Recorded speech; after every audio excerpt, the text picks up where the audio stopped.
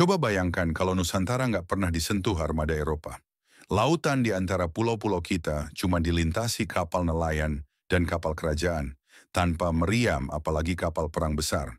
Dari Aceh sampai Maluku, kerajaan-kerajaan hidup makmur dalam perdagangan, diplomasi, dan budaya. Nggak ada bekas jejak penjajahan, nggak ada bayang-bayang VOC. Di video ini kita akan membayangkan, apabila Nusantara bebas dari kolonial, apa jadinya? Mungkinkah Nusantara bisa menjadi negara superpower di dunia? Di sejarah asli, Portugis datang tahun 1511, Belanda awal abad ke-17. Sekarang bayangkan skenarionya berbeda. Mereka tak pernah singgah. Raja-raja besar seperti Majapahit, Malaka, Demak tetap merdeka, berkembang sendiri, dan melompat ke zaman baru tanpa gangguan. Tujuannya bukan sekadar berkhayal, tapi menggali kemungkinan. Bagaimana kalau politik, ekonomi, ilmu, dan budaya kita tumbuh tanpa hambatan kolonial? Mampukah Nusantara jadi pusat perdagangan rempah dunia atau bahkan poros peradaban Asia Tenggara? Tanpa campur tangan Portugis, Kesultanan Malaka di Selat Melaka jadi penguasa rempah terbesar. Kapal-kapal besar dari Cina terpukau oleh pelabuhan megah dan perut kapal yang penuh cengkih serta pala. Sejak lama, Nusantara sudah jadi jembatan budaya India, Cina, dan Timur Tengah. Kini diplomasi ditangani raja dan sultan visioner yang mewarisi tradisi bunga emas Majapahit seperti kuda, keramik, dan gading ditukar dengan komoditas lokal. Di Jawa Utara, Kerajaan Demak berkembang menjadi federasi pelabuhan. Para adipati menerapkan musyawarah. Wakil rakyat dan pedagang duduk bersama di majelis laut. Keputusan penting, seperti jalur pelayaran ke Sulawesi dan Kalimantan, diambil tanpa perang besar. Semangat saling menghormati membuat daerah-daerah kecil di Maluku, Papua, Bali, dan Lombok tumbuh mandiri, tetapi tetap beraliansi. Di Sumatera, Aceh, Mutiara Islam, menggabungkan syariah dengan adat Melayu. Anak raja belajar matematika Arab, filsafat Persia, dan sastra Jawa di madrasah yang didirikan kerajaan. Konsulat Aceh membuka akses ilmu pengetahuan dunia.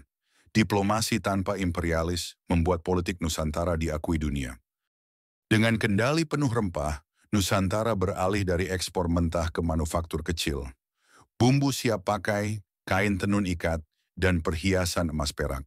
Di Mataram, pedagang India dan Yunan membuka kantor dagang yang tunduk pada pajak bea cukai negara, sehingga negara memiliki pemasukan untuk membangun infrastruktur seperti irigasi, transportasi, sekolah, sampai menara mercusuar di Selat Sunda. Adanya inovasi sawah bertingkat di Jawa dengan irigasi otomatis dari bambu, panen padi naik 40% tiap tahun. Cukup untuk konsumsi dalam negeri dan ekspor ke Jepang serta Korea. Surplus padi mendorong cadangan pangan ke Kalimantan dan Papua, sehingga ketahanan pangan menjadi kuat. Di Maluku, yang dulu menjadi rebutan bangsa Eropa, sekarang berdiri puluhan pabrik kecil yang mengolah cengkih dan pala menjadi minyak atsiri serta ekstrak rempah. Sehingga produk kita diakui dunia. Skema kredit mikro di Ternate memberi petani modal tanpa bunga. Bayar pakai hasil panen, ini cikal bakal bank modern se-Asia Tenggara. Tanpa campur tangan pasukan asing, cendekiawan Nusantara dapat pergi belajar ke Mekah dan Istanbul. Mereka kembali membawa ilmu ekonomi, matematika, astronomi, dan navigasi laut. Di Jawa Tengah, Akademi Laut Kartika melahirkan ahli peta yang akurat memetakan ribuan pulau. Lombok punya sastra epik gabungan hikayat Arab India dengan cerita Sasak. Di Yogyakarta, batik bereksperimen dengan motif barunya, Garuda emas bercampur flora Papua. Jadi mampukah Nusantara menjadi negara superpower? Melihat dari sektor ekonomi dan budaya, jawabannya sangat mungkin terjadi. Dengan sumber daya dikelola mandiri, politik inklusif, dan inovasi tumbuh alami, kita punya potensi memengaruhi dunia.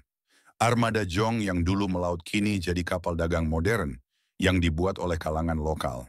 Secara militer, strategi pertahanan berbasis garis pulau, kapal patroli cepat, benteng pantai terintegrasi meriam, serta pasukan pelaut tradisional.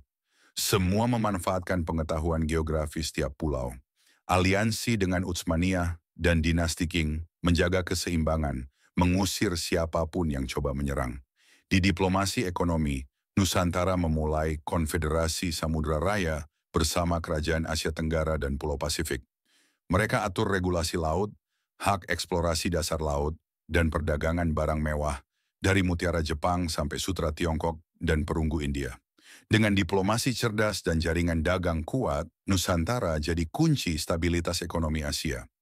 Lebih dari kekuatan militer dan ekonomi, superpower sejati menciptakan stabilitas, toleransi, dan kemakmuran merata. Dalam skenario ini, kemiskinan hampir hilang lewat wakaf sosial, sekolah gratis untuk semua, dan redistribusi lahan. Hutan tropis tetap lestari, sungai mengalir bersih, dan keanekaragaman hayati tetap terjaga. Akhirnya, Nusantara tanpa penjajahan bukan soal khayalan, tapi kisah peradaban yang tumbuh mandiri sehingga membawa harmoni antar bangsa. Walau kita tak bisa ubah masa lalu, skenario ini mengingatkan kita bahwa dengan persatuan, inovasi, dan kebebasan, kita masih punya kekuatan, bukan untuk dominasi, tapi demi kemakmuran bersama seluruh rakyat